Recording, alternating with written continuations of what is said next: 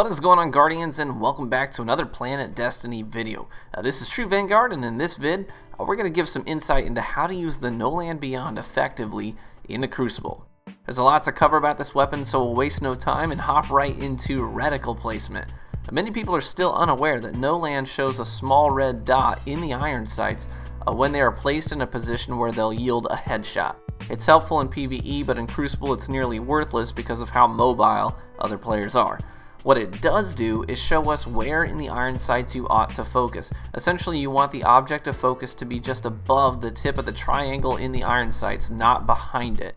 I'm often asked what I focus on, the sights or the people behind it. Those of you who have experience in marksmanship probably know that when using iron sights on a firearm in real life, it's advised that you focus on the sights themselves. You're more accurate when focusing on the sights and waiting until your eyes recognize a target in the sight picture behind them than you are when doing the opposite. So try to focus on the sights themselves. The next thing you'll need to know if you intend to keep up with the pace of the Crucible is how to reload glitch the No Land Beyond. You can watch the extended version of the Lord of the Rings before No Land cycles another round through the bolt action animation. So to make up for this, if you have ammo in your reserves, you can manually queue up the reload animation instead of allowing it to automatically go through the bolt animation and then immediately hit sprint button. This will ready the next round nearly instantly and allows you to take multiple shots in quick succession. Make this habit and a regular part of your No Land game, and it will pay off in great ways. Head into patrol and start practicing this on enemies until you get the hang of it. But there are times when the reload glitch will not work, and it might throw you off and potentially get you killed if you're not ready for it. So first, if Mulligan procs after you miss a shot, it won't allow you to reload glitch if it was the first shot in the magazine. Okay, Mulligan adds that shot back to your mag and brings it back up to 6. So if you hit the reload button, nothing will happen. Second, if you have no more ammo in your reserves and you're on your last mag, then you can't reload glitch because you have no ammo to pull from. Also know that sometimes the No Land will inexplicably misfire. You'll pull the trigger, nothing will happen, and then randomly a full second or two later the weapon will go off. It's extremely annoying and seems to only happen at the worst times, so don't be surprised if it happens to you.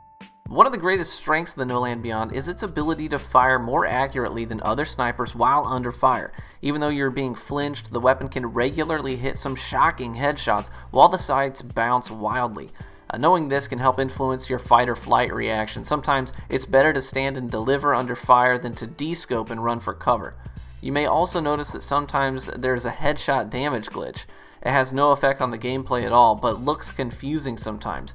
You'll put the reticle on someone's head, pull the trigger, and they'll fall down, and the kill feed will show a headshot. But strangely, body shot damage numbers will appear on the screen instead of the yellow precision damage numbers. It doesn't change anything, but it just may look a little confusing. Next, let's talk pairings. The No Land is very versatile and can effectively eliminate threats at all ranges, but target acquisition is significantly tougher at close range. You need to have something in your secondary slot that can compensate.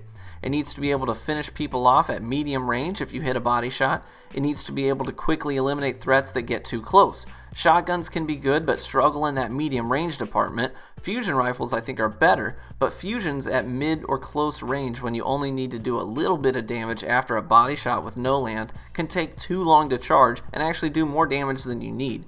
In my opinion, the best pairing is the sidearm. When you hit a body shot with No Land, a sidearm can quickly take out the target at medium and close range. You don't have to wait for a charge time, you don't have to close the gap like you would with a shotgun. You pull the trigger and have instant damage. Not only that, but they are very accurate from the air, meaning if you body someone and they break for cover, you can jump over that cover and eliminate them. When coupled with grenades and choke points, they can do wonders. Because of their versatility, they make the best soulmate for No Land. Try to find one with rangefinder, then look for things like quick draw or hand loaded or even battle runner is fun and effective. Another great thing about sidearms is that they don't leave you high and dry in the ammo department quite as frequently as other special weapons do. So obviously every time you spawn in, you got to spawn in with ammunition, which is a great thing to have when No Land is your primary, because sometimes you go on kill streaks with the No Land and you actually run out of primary ammo. So one of the things I would tell you to do is when you kill somebody, just look at their body, just make sure they didn't drop any primary ammo, because primary ammo does still drop from opponents when you kill them from time to time. So it may be worth your while just to run over and grab that white ammo. I know that's not something that we typically look for anymore, But nowadays, when you're using no land, that can really come in handy.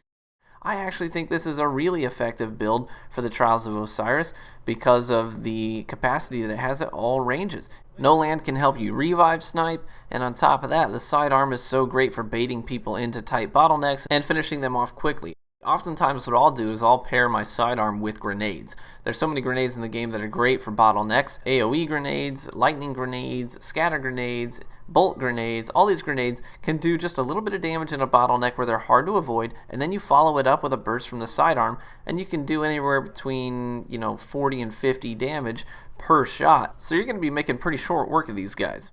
One of the best tips I can give you about using the No Land Beyond well is to not play timid with it. A lot of people, when they get it in their hands, they feel like it's a novelty weapon and they're intimidated by it, and they play passive, they play defensive.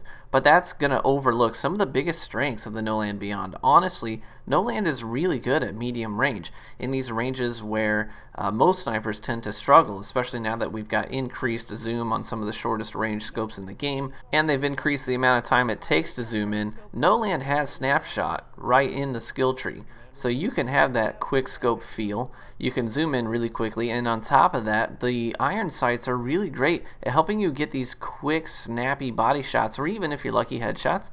And it makes short work of guys. If you body shot, switch to your secondary and clean them up. Or if you reload glitch, you can get off a second body shot in quick succession. Essentially, when you quickly zoom in with the No Land, it's less disorienting than having a standard sniper scope. You have less correction to make. And you see here just whipping off quick headshots, and those drag scopes, they're really not that hard to do. I get asked a lot, how do you do drag scopes? How do you get the timing right? One of the things I tell people is don't wait for the perfect sight picture when you're doing a drag scope. Pull that trigger maybe even earlier than you think you're going to need to, because a lot of people will drag past the target. They'll be waiting for the perfect sight picture, and they'll miss the opportunity because they're not taking into account their reaction time. Pull the trigger a little bit earlier and just trust that the aim assist is going to give it to you. No Land doesn't have a ton of aim assist. It's sort of middle of the pack when it comes to aim assist, but it's just going to slow your drag just a little bit as you pass over the head. Lastly, just remember that No Land works best in conjunction with everything else in your loadout. So be mindful of what you've got cooled down: melees, grenades, supers, your sidearm, or whatever special weapon you choose to roll with. Play to the strengths of all those things in your equipment and all the things in your loadout, and as you learn to use all of these things in conjunction, you're going to make a lot shorter work of the opponents that push up on you, and you're going to be a force to be reckoned with no matter where on the map they find you. Well, hope this has been helpful. Again, this has been True Vanguard with Planet Destiny. Feel free to leave feedback and some of your tips in the comments section, and we'll catch you in the Crucible.